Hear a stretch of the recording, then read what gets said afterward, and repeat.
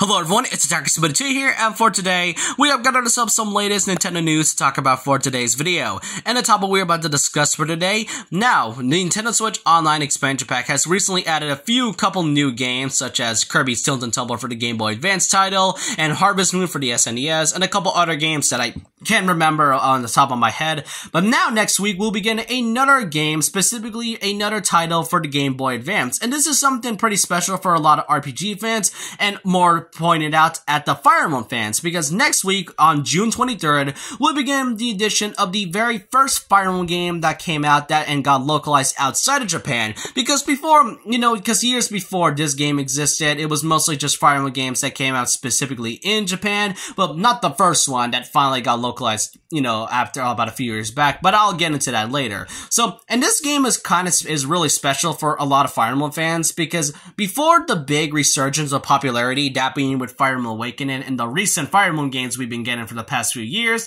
this game was the very first that came out outside of Japan. So it's great to see this finally coming out for modern Fire Emblem fans like myself to finally try. I will be getting the expansion pack tomorrow, so it'll be great to try this out by next week. Another thing to mention is that Nintendo didn't, tell you all this, but not only is Japan in there specifically getting the original Fire Emblem game that got localized outside of their country, but also Fire Emblem The Binding Blade, which featured Roy as the main character. To me, I find this kind of interesting, but also really confusing as well, because Fire Emblem Shadow Dragon and the Blade of Light, the very first Fire Emblem game, that finally got localized 30 years right after its initial release for the Nintendo Switch. Granted, it only lasted about a few months after its first launch release, which was March 31st, in which that was also the same day with the removal of Mario 3D All-Stars. But back to this one, I kind of find it interesting because we all seen how many Nintendo fans have been begging for Mother Free to finally come out outside of Japan.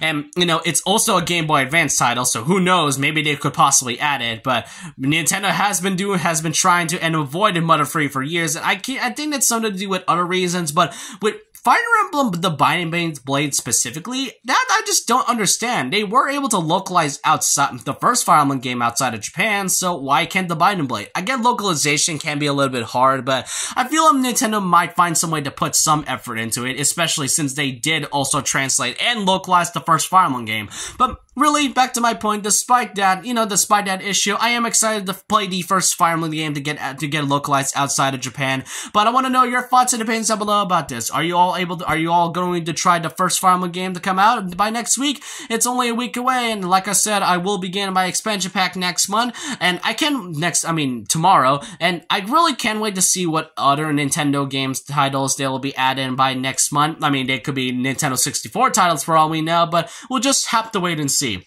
So with that, leave a like, comment, subscribe, hit the big notification bell for more videos. Follow my Twitter, and I'll see you guys next time. And remember this, once a legend, always a legend.